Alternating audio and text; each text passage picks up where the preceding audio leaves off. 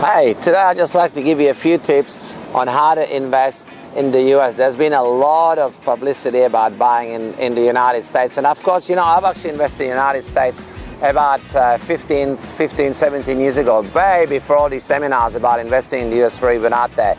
And it's certainly an area where you can make a lot of money because the US market is different to the Australian market, right? The yields can be much higher, right? There is foreclosures, they have these taxes that the government can just sell the home out from under the homeowner's basically feet just to pay the taxes, so you can buy the houses really, really cheap.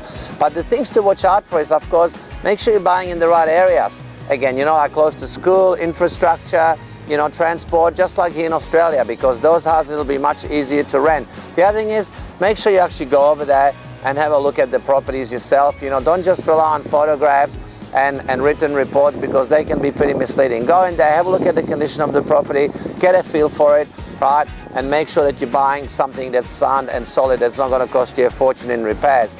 Also, make sure that it's managed by a good agent, right? They don't have quite the same amount of management agencies in America as they do here in Australia. So make sure that, you know, you find a reputable company that can actually manage the property for you. Don't try to do it yourself, right? Let them handle all the rent collections and so on.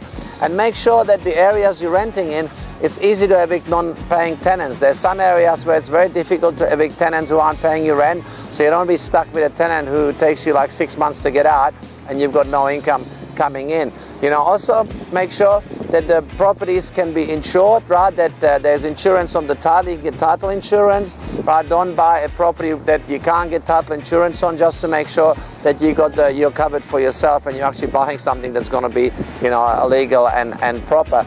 And also make sure that you can get other types of insurance, such as hail, weather, you know, whatever the other forms of insurance that are necessary to be taken on the property, because, right, if you can't get that insurance, that means there's a high risk of those events happening, and of course you're going to be left, you know, holding the repair bill, which again will affect your future profits and profitability. The good thing about the American market is the yields are high, right? And as always, the market always does turn if you hold them long enough. Right, the properties that I actually bought, I bought them for about $40,000.